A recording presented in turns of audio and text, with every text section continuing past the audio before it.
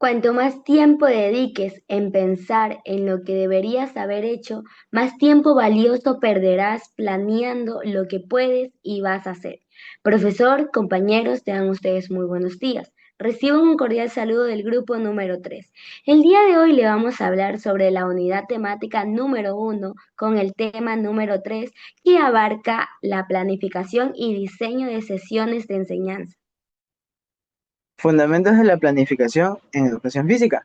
Analizar los modelos didácticos predominantes, comprender los principios básicos de la didáctica general y su aplicación en la enseñanza de la actividad física y el deporte. Objetivo general. Analizar modelos didácticos y planificar sesiones de educación física. Objetivos específicos. Comprender los DSD, diseñar sesiones, aplicar evaluaciones formativas.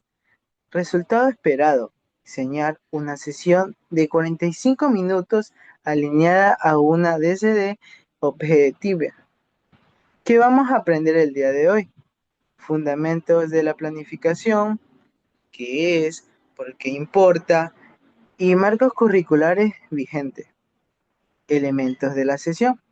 Estructura, comprender didácticos y criterios de diseño. Metodologías activas, estilos de enseñanza y modelos pedagógicos contemporáneos. Evaluación formativa, instrumentos, retroalimentación y mejora continua. En la aplicación práctica ponemos lo que son plantilla de sesión y ejemplos contextualizados al Ecuador. A continuación, mi compañero. Muy bien, ¿por qué es importante planificar en educación física?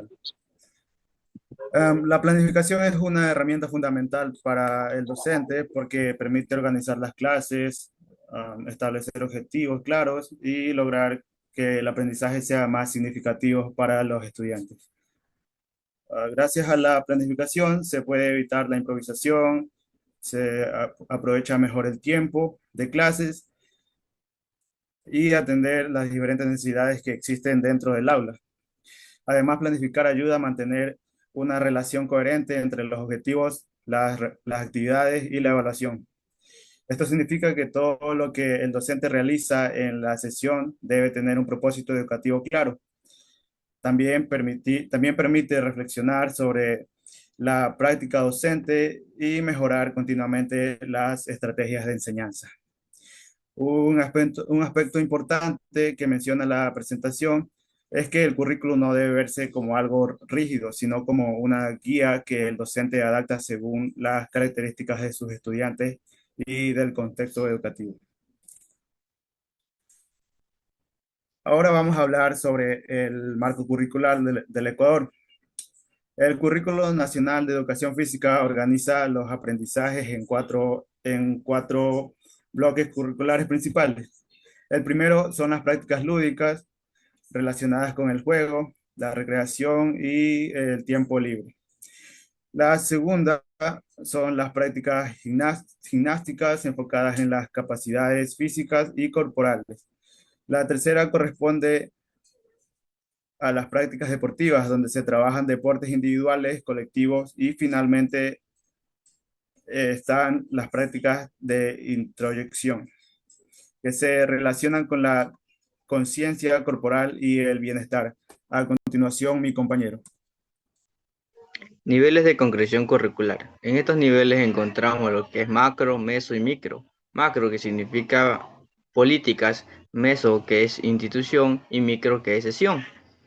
Estructura básica de la sesión.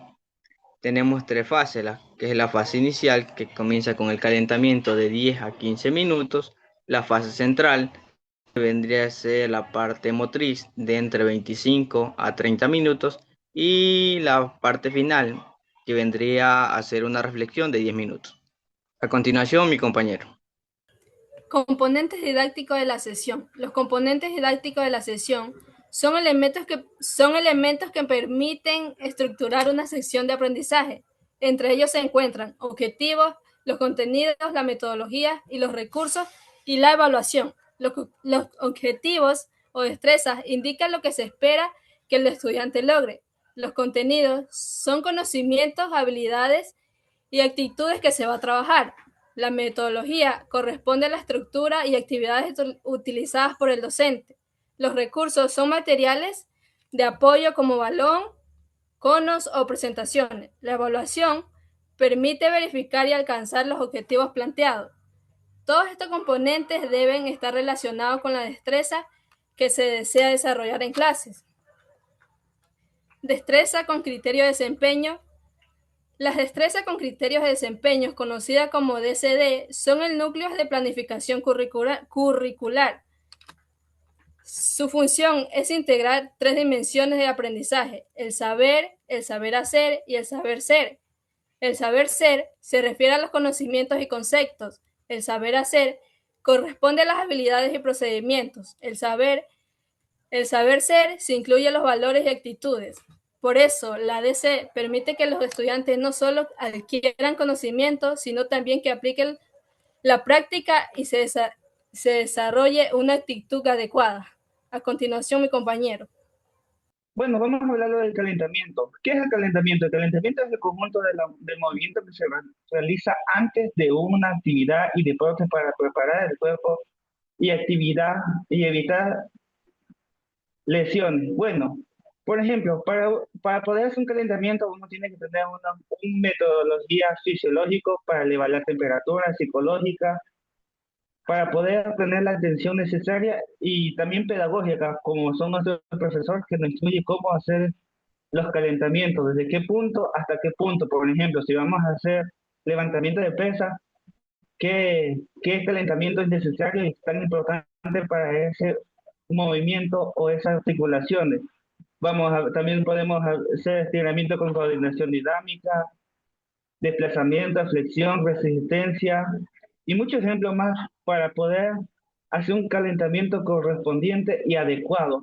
En esto también vamos a ver la fase central del desarrollo motriz, que es la parte principal de la clase, donde los estudiantes realizan la actividad y la actividad física y motriz y planificada. Por ejemplo, ¿cuál es ese objetivo?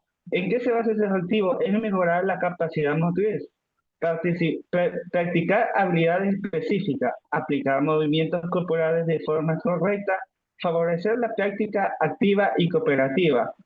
Ese es un objetivo tan importante en la destreza motriz. ¿Para qué? Para que el estudiante, dependiendo de la edad, pueda tener un mejor rendimiento y capacidad motriz. Por ejemplo, una de las características también que podemos ver es mayor intensidad física. Por ejemplo, mientras más sea el ejercicio, mayor intensidad va a ser. Mientras más sea la dinámica, la flexibilidad y agilidad se va a determinar. Dependiendo también de los usos de los materiales, por ejemplo, se puede hacer judos adaptados, se puede hacer cualquier tipo de actividades para poder el desarrollo motriz avanzarlo. Y también se puede aplicar muchas formas más metodológicas para que el estudiante pueda desarrollar, por ejemplo, en circuito, en carrera y relevo, juegos de coordinación y salto, y muchas cosas más. También vamos a ver la fase final, vuelta a la calma y cierre reflexivo. Bueno, en esa de ahí vamos a ver que dependiendo de, una vez que ya hemos terminado de hacer los ejercicios va a haber un momento que el cuerpo necesita una calma. Por ejemplo, hacer que el cuerpo se comience a calmar y reducir la intensidad. Para eso sirven también los estiramientos, para que una vez que uno haya terminado de hacer los ejercicios con alta intensidad, la calma es lo que el cuerpo necesita que, que se, que se haga con una respiración, estiramiento, mediante ejercicio. O sea, mientras más intenso sea, más relajado tiene que estar el cuerpo. Y así el cuerpo puede calmar los músculos y así la recuperación se va a estar haciendo más rápido y se va a volver un ritmo normal. Por ejemplo, la caminata suave, después de hacer un entrenamiento pesado, uno puede hacer el calentamiento suave, respiración profunda, estiramiento, juegos tranquilos y relajación corporal. Uno de esos calentamientos se puede hacer al momento que uno va a terminar. Y también es reflexionar cómo uno hizo el ejercicio, si lo hizo bien, si lo hizo mal, si le faltó algún movimiento o si necesita mejorar a lo que termina de hacer las actividades. Y también por último vamos a ver lo que es el estilo de enseñanza en educación física. Bueno, en uno de esos vamos a ver lo que es Muska Mosto y lo que es Ashworth. Bueno, lo que hizo Muska lo que hizo Muska fue una investigación en educación física que creó espectros de los estilos de enseñanza. Por ejemplo, la creación de los estilos de enseñanza en la educación física, la organización de los métodos de enseñanza en un espectro y promover una enseñanza más práctica y creativa. Por ejemplo, si vamos en el método tradicional, solamente había el método que el profesor solamente podía hablar y los estudiantes no podían decir nada. Pero en este método que dijo Mosca, ahora ya hay una armonía entre el estudiante y el profesor, mientras el estudiante puede aplicar lo que el profesor está haciendo. Y también, y Ashworth lo que hizo Ashworth fue que desarrolló y actualizó más el modelo de Boston. Bueno, lo que él hizo fue mejorar la aplicación del expreso del estilo de la enseñanza. Explicó cómo aplica los estilos de la educación física y difundió el método en libre y la universidad. Por ejemplo, ya se fue aplicando y mejorando los estilos de enseñanza, como ahorita lo estamos viendo. No solamente el profesor es el que habla, sino que el estudiante también tiene un tiempo para que pueda dar su opinión y poder ejercer lo que el profesor está diciendo. Y por eso se le llama el estilo de enseñanza en educación física. Y también podemos ver lo que es el mando directo, la técnica y el descubrimiento guiado táctico, que el profesor es el que da para que el estudiante se vaya instruyendo. Eso es lo que podemos ver en lo que es en la educación física y en todos los componentes que hemos estado hablando. Muchas gracias. A continuación, mi compañero. Bueno, vamos a hablar sobre los modelos pedagógicos contemporáneos. Sabemos que no solo existe un modelo pedagógico contemporáneo, sino existen algunos modelos pedagógicos. Ustedes miran cuáles son o cuál es. Bueno, son 7 modelos para ser exactos. Bueno, los modelos que sabemos que son es el modelo tradicional, el modelo conductista, el modelo romántico, por decirlo así, el modelo cognitivista, el modelo constructivista, el modelo crítico o social y el modelo proyectivo, prácticamente. Bueno, también vemos aquí que dice sobre los principios, como vemos aquí, dice sobre los principios del diseño de tareas motrices. ¿Qué quiere decir esto? Que los principios del diseño de tareas motrices prácticamente son orientaciones que ayudan a los niños o ya sea a nuestros estudiantes, como nosotros vamos a ser profesor, ya pueden ayudar a los estudiantes a prácticamente a desarrollar una mejor, ya sea condición, ya sea física o en lo que nosotros nos propongamos hacer con ellos.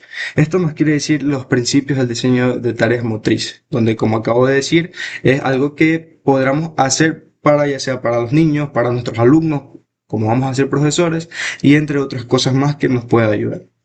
Estos son los principios del diseño de tareas motrices y bueno, sobre los modelos pedagógicos que acabo de decir.